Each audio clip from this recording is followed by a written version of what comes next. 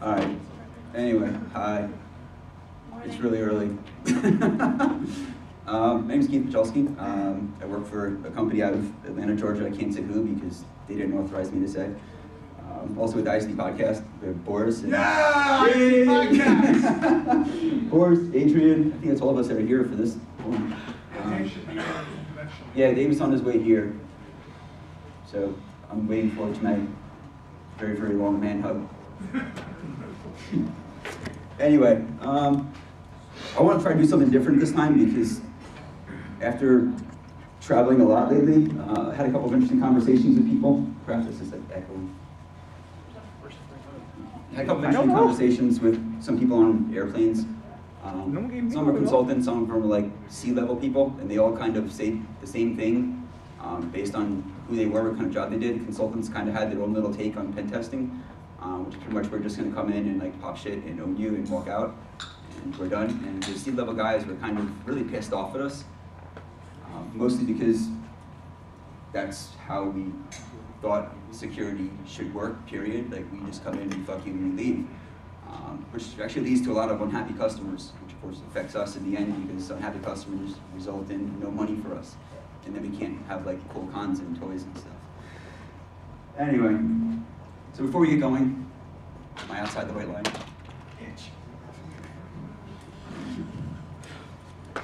Just a shout out to HFC, great group. If you haven't bought anything yet or contributed, please do before we like leave today. Buy a shirt or some cool stuff in the back. Contribute something, anything, greatly appreciated. Johnny and Rob busted the butt this year, last year. What's along with Johnny? Yeah. So quick overview before I actually start rambling. This is kind of what we're going to cover. Scoping, client expectation, communications, timelines, technical issues, finding discovery, assessment, briefing, reporting, all boring crap we don't like to deal with because we just want to like come in and own stuff and leave and get paid. I just suck.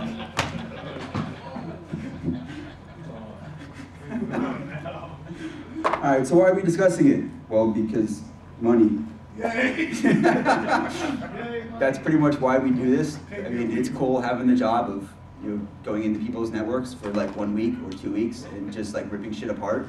But in the end, it all comes down to we want more money.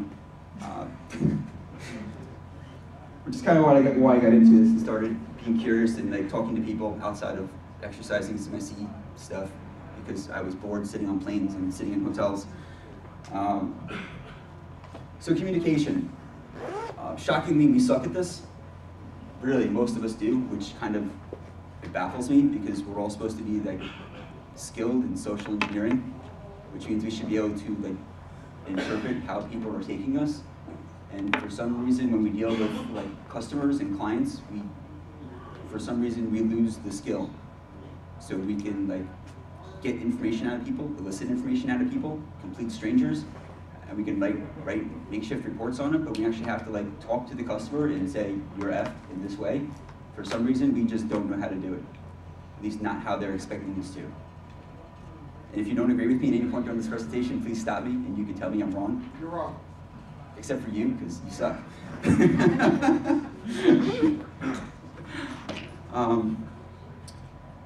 So whenever we're starting engagement, obviously one of the key things is we need to open up lines of communication. Wow.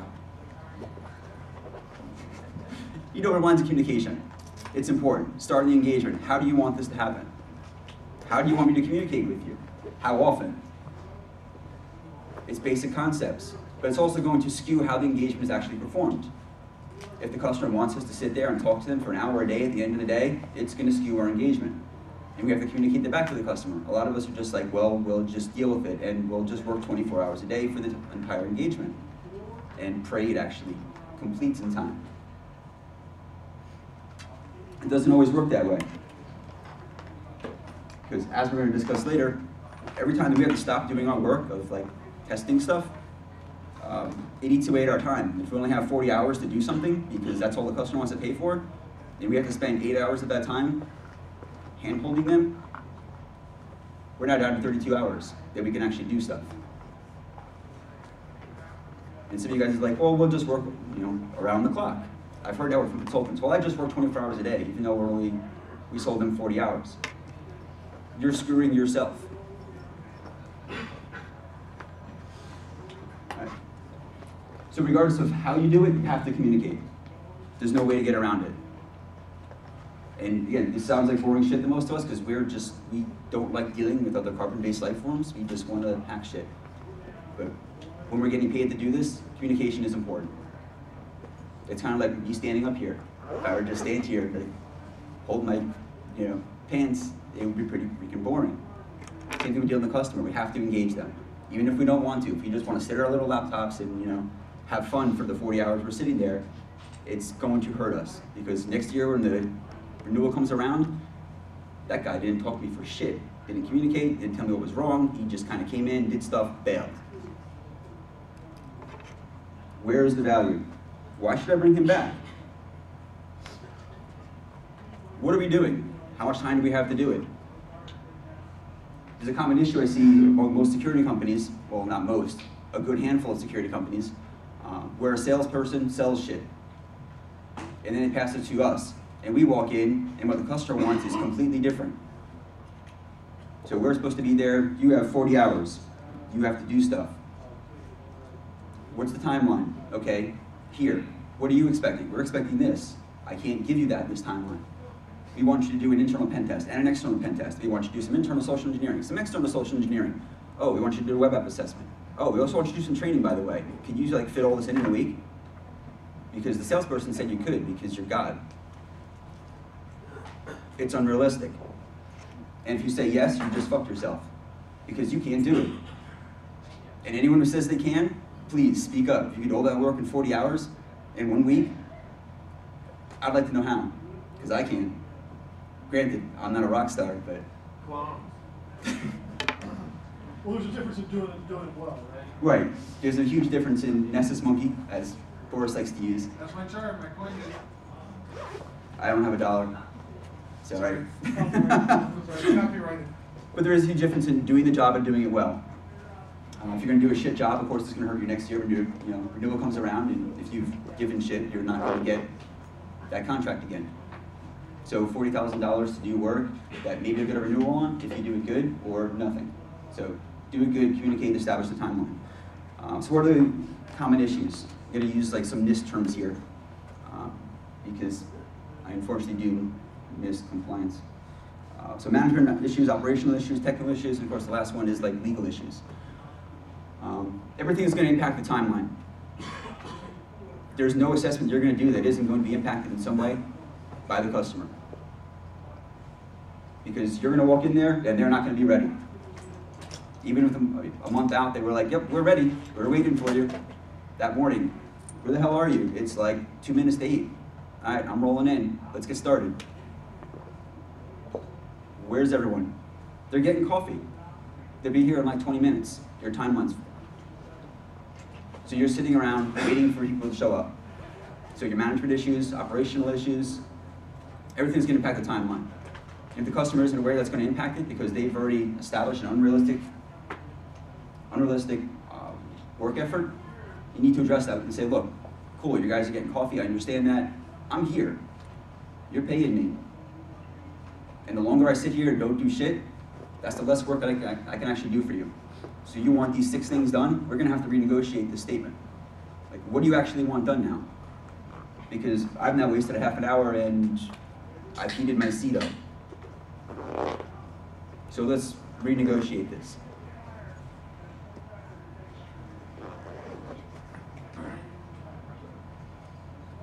But technical issues are always a fun one. This is where I find that most new pen testers kind of really screw up.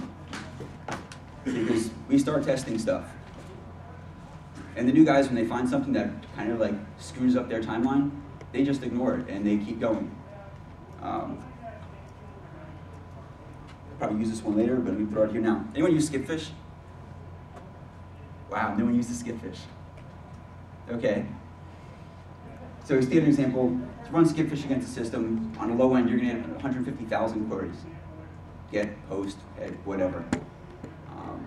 For example, if they have a proxy sitting there that they didn't tell you about, you don't know about, you didn't find out about it until you start doing the testing, that's slowing down the responses to I don't know, 10 seconds a request. 10 seconds request at 150,000 requests turns into like 416 hours. So even if you work 24 hours a day, you're still not going to meet the deadline. So any technical issues that you find along the way have to be communicated, because it's going to alter the entire project. It's going to alter the scope. It's going to alter your timeline. It's going to alter how you do your communication, which is going to come back to you're not going to get what you want because your stuff's broken. And if you don't communicate it, you're going to screw yourself.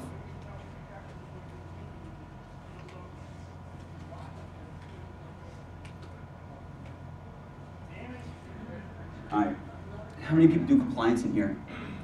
Besides you, because you and me are kind of screwed on it. But Yeah, we just suck. yeah, I suck, I admit it. So like 2 other hands. Yay, compliance. Not really. GRC, yay. Yay, yay, FSMA. So compliance is kind of it kills us. I mean, not like literally, but figuratively on the timeline. Yeah, it just kills us, period. So if you're coming in and just doing a standard controls assessment and like your standard pen test and like internal vulnerability assessment, customers don't understand it and the salespeople don't understand it. Very few salespeople actually understand what the hell they're selling. They just know that you can do stuff. So when you guys walk in the door and you're starting to talk with the customer about what they want and what you have to do, laying out the entire plan with them, saying, yeah, we need to run through like 18 control families. So I need to interview like 20 people inside here. It takes about an hour each, and then I need to like start scanning your systems.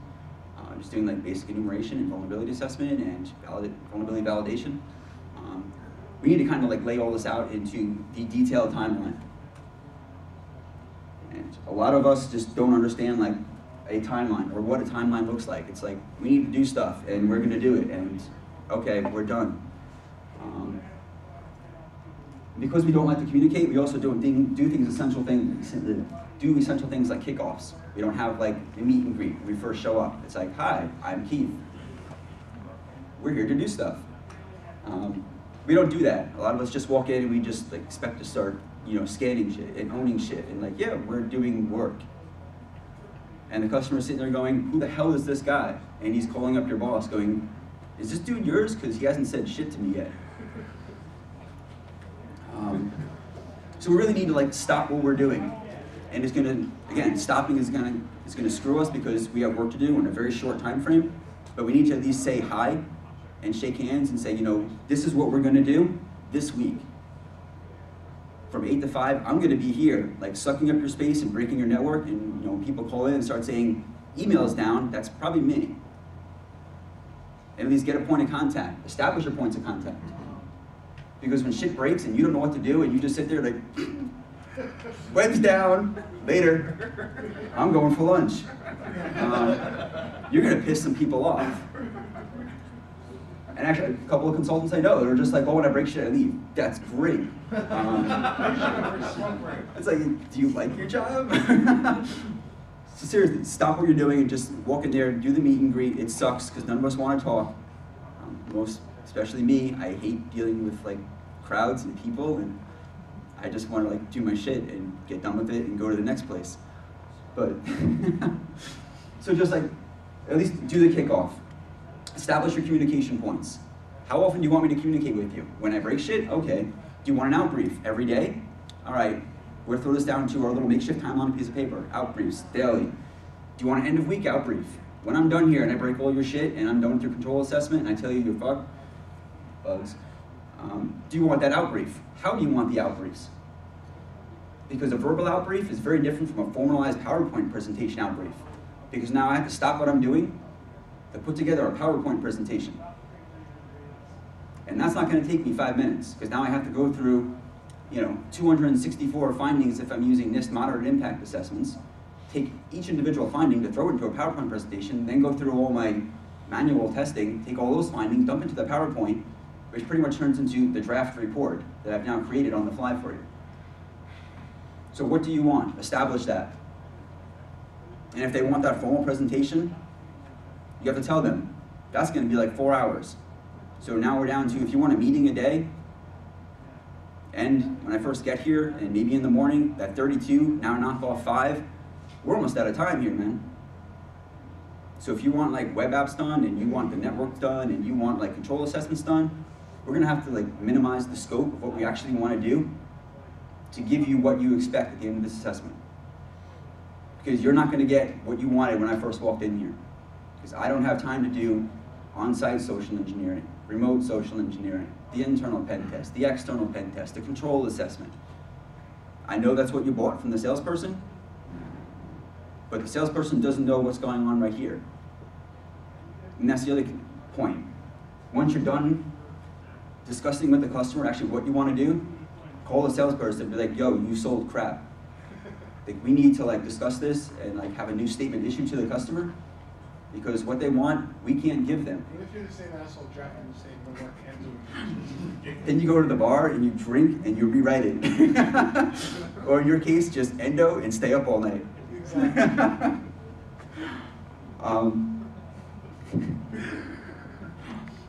Alright, so we run through, and this was just like the sample 2-week assessment. This is usually how I do stuff. When I have like a project to do it, I document it out this way, and they give them this ridiculous fishbone. Why they like it, I don't know. For some reason, they like charts, because when you document it out in pretty little like flows, they can understand it. But if you just discuss it with them, a lot of them it just goes right over their head. And then they get confused, and then they get pissed. And excluding Boris, because he's pretty much himself salesperson and like consultant, most of us start getting phone calls from the salesperson and being like, the customer just called me, he's not really happy with you. Well, why? Because he doesn't understand what you're saying. Because you lied to him, you sold him. Yes, mostly because, well, you suck, and you sold stuff you didn't really understand. Which goes to another interesting point, that we don't know how to communicate. When I say that, I actually mean technically. Because we're all great as like talking code and talking exploits, but a lot of us still lack that translator from like geek to C. It's just hasn't established in all of us just yet. So if you can't do that translation, that's another important point you really need to work on. Yeah, when you say C, you mean Objective C, C I mean, like, whoa. C is in 3-letter C, like CEO, CTO. I exclude CTO, well, in most cases. Some CTOs actually have a clue, some don't.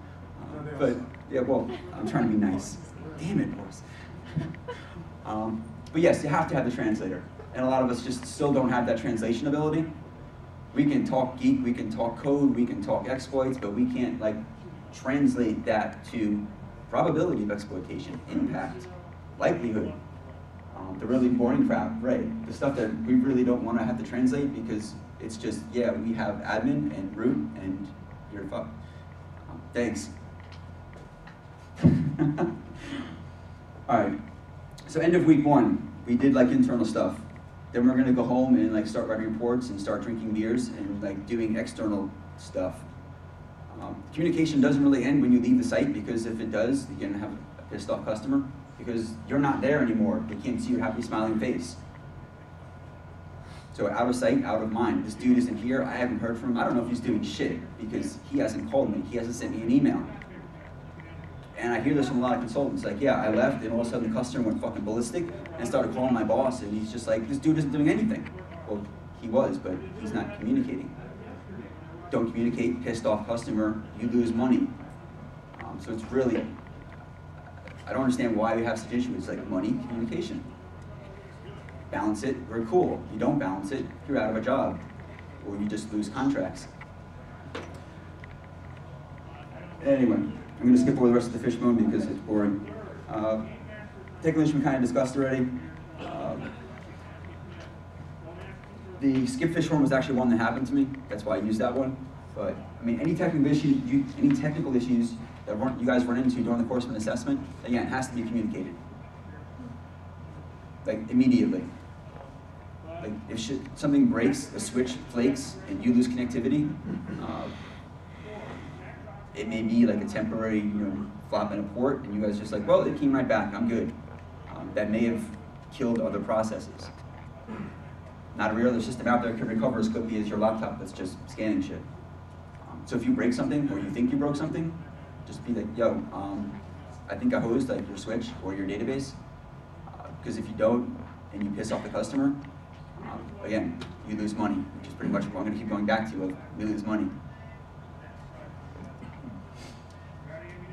All right, so why is important? Again, any issue, not only technical issue, it's going to impact your entire assessment, no matter how minor it may be. Because every time you have to stop and go, whoops, it pauses you. Especially if you're sitting inside the building and you're on their timeline.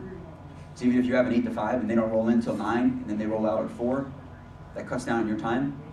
So anything that happens, you have to communicate back to them because it's going to impact the overall assessment. So if you're doing lots of stuff, you're screwed. So renegotiate the overall assessment, renegotiate the timeline, renegotiate the scope, reissue statements of work, recreate the timelines, realistically, based on what's happening now, how much time you have left, how much work you have left to do. And when you're done going through all that, document it. And actually send it to the customer and say, okay, based on whatever happened, me screwing your database and the switch and the router, we can't do this. So this is the new timeline.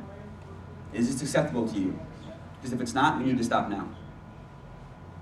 Because if you really wanted all these things done in this week, and based on reporting requirements, contact requirements, in briefs, out briefs, daily briefs, your switch flaking, me breaking shit.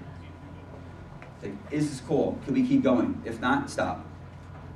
Renegotiate it. Come back in 2 weeks, 3 weeks, whatever the customer says. All right, we'll just fix stuff, and once it's done, we'll pick up where we left off, and we'll start the billing from that point again. The one thing you don't want to do is just ignore it. Which maybe you guys are like not in those consultants I talk to that don't ignore it and don't piss off the customers, but for the ones, the 15, 20 I've talked to over the past 3 months that just ignore it, it seems to be a common trend.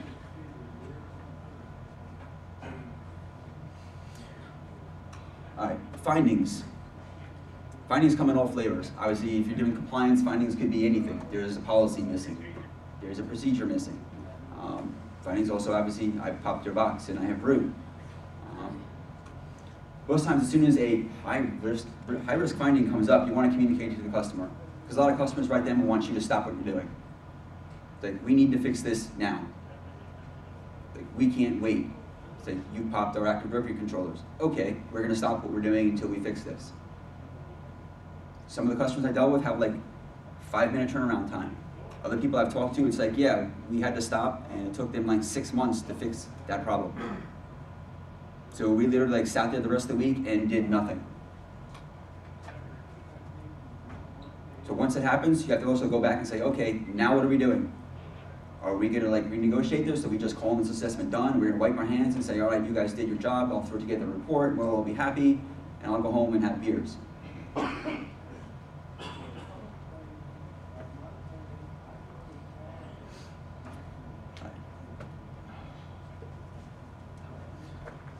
Briefings, yay. So how many of you actually do the assessments where the customer requires you to have the daily briefings? 3, 4, 5, wow. All right, weekly out briefs, formalized. This is just more of a curiosity for me myself. 3, wow. All right, customers have varied, as probably the 8 of you probably total have raised your hands. Again, some of them just want the quick, what did you do? Some of them want a formalized presentation. It has to be established beforehand. Again, I'm going to keep harping on the communication thing because that's pretty much, this is about 2 things, realistically, communication and money. So how are we doing the outbriefs? How often do you want the outbriefs? Who's going to be in the outbriefs? Because the more people that are there, the more questions that are going to be asked, especially if you get the geeks that are sitting in there with the C-level people. They're going to ask lots of questions and the C-level people just want to leave. So like the 10-minute outbrief that you could have done now turns into like 30, 40 minutes because they want actual technical details on what you did. So understanding the level of effort that's going to require on your part to do these daily, weekly outbriefs is obviously going to roll back around into what we're doing, how much time we have left on this assessment, what can we actually do? Because the more time that is sucked up doing the hand-holding, handshaking to make them feel better about what you're doing, the less time we actually have to do legitimate work. All right, this is another one that always seems to bite us. A lot of us use template reports. We have like the base template that we use, then we just dump our findings in there, which for the most part seems to work out okay for some people. But customers pretty much don't like the template reports. Usually they're like, well, we need this, and then we need like the spreadsheet to track poems, and then we need like you to like write up a special report for the executives, and you can leave this one for the technical people. Okay, and the salesperson said you didn't really need any of this. So as soon as you get there, this should also be in the writing you discuss. What do you actually need when I'm done here? Not Friday when I'm ready to roll out of here, it's like, oh, by the way, we need 6 other reports before we actually sign off on this, so you get paid. Because the more work you have to do in customized reporting and generating pretty spreadsheets and Word docs and PowerPoint presentations and all this other crap that they actually need, so you get paid, needs to be addressed before you start anything, not later. Just so you know how much time you're going to spend once you leave the site or while you're on the site, so you know how much work you can actually do. I think that's about it. I sucked up. Not that much time. You missed again. I suck. I admit it. Yeah, and you click shit. Yeah, I do.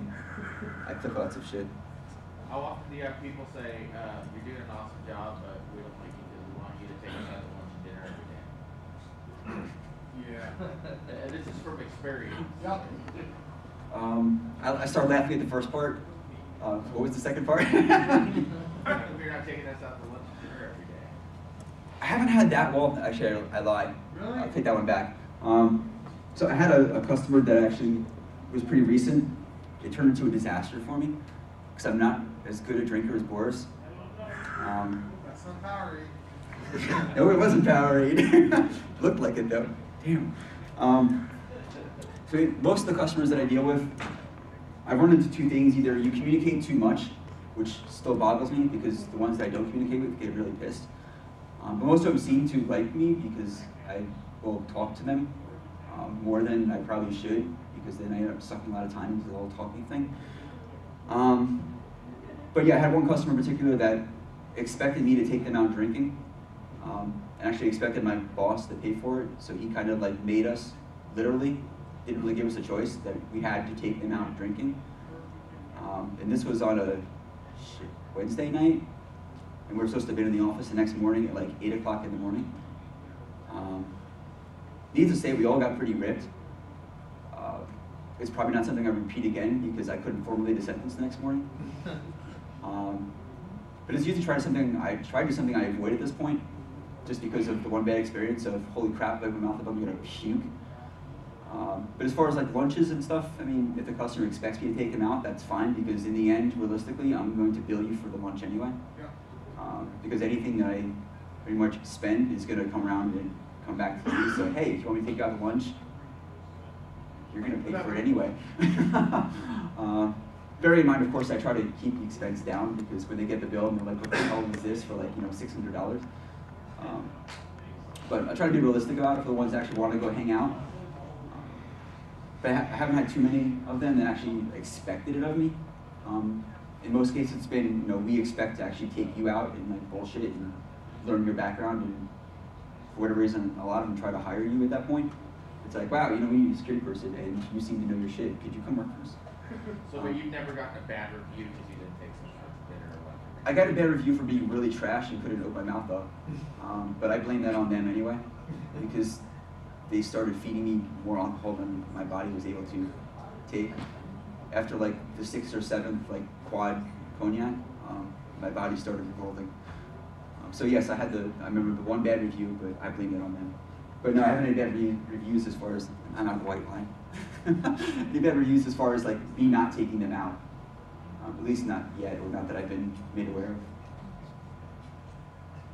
How often do you go back for a follow-up to check, confirm remediations? Every time. And they haven't done anything? Oh, they haven't done anything? Or just like, not much better than when you started? I'm gonna say a handful, like less than 5 or 6 times, where I've actually gone back and they've done absolutely nothing. I've kind of been lucky that most of my customers, when I walk in and I can actually start to explain some of what we're doing, I pretty much have like a standard spiel that I use. It's like, we're going to do this is why we're doing it, and this is the risk management framework that we're using, and this is what we're doing day 1, day 2, day 3, day 4, day 5. I kind of have my whole thing laid out as far as what we should be doing as consultants. kind of like in the template in the back of my head. As soon as I walk in, it's like I shake hands, I go through my bullshit, just so they feel comfortable. As far as we're gonna do the reporting here, we're gonna do this, and once I leave, I kind of put that expectation in their head that, you know, I'm gonna give you very detailed plans of actions and milestone, the poems, of what I expect before you come back. And I kind of, again, phrase it in the right phrasing that puts it as a command of, you must do this before I come back in 6 months. Otherwise, I won't be happy, and then I won't be as nice as I am now. And for what reason it seems to work, why I don't know, because I really have no authority over anyone. But I've had a pretty good track record on so far as remediation. There are probably, again, the handful that really haven't done shit, and they haven't done shit only because they really don't have the budgets, and they've realized that. They've said beforehand, you know, I'm one person, and I'm overseeing like 5,000 users, so I'm pretty screwed here. So I really need you to not only like do the reporting, but if you could like help me out on the side and like give me recommendations for like log management, and file integrity, and like IDSs and firewalls and crap, because I was like a network guy and I got shut, you know, put in this position because there was no one else here to take a security title that they needed as required. I insert regulation here. Which is how a lot of us got into this. You tell them stop clicking shit? Yeah, stop clicking shit first. It was kind of funny because I actually used that at one point. It's like, dude, you're using like the ASDN. You just like stop clicking the shit and like go into the command line and learn what you're doing. Thankfully, he actually had a sense of humor, and she actually like picked up a book and started reading how to configure fixes. So this was a while ago. Just click shit. Yes, he just clicked shit, literally. Thank you, Cisco, for taking over most of us. Thank you, Cisco. But yeah, and I haven't had too many people that haven't done it, and when they haven't done it, it's been for a good reason, at least in my eyes, of you're overworked and you really don't have the resources to do anything. So I really can't give you much shit for not, you know, following up and actually fixing stuff. Even if it was like easy. Wow. Sorry, dude. I think that qualifies as like hostage down. I'll stay here, I promise. So yeah, that's pretty much been, I've had a pretty good track record, thankfully. It could be worse, but anyway. Yay! Yay!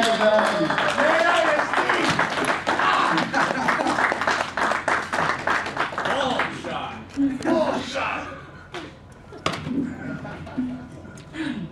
I'm done early, I'm sorry, but You suck! yes, I suck. Show some tits. My pants are too low, otherwise I No, good, thanks. You been in your pants, pal. I think at this point I'll stop recording.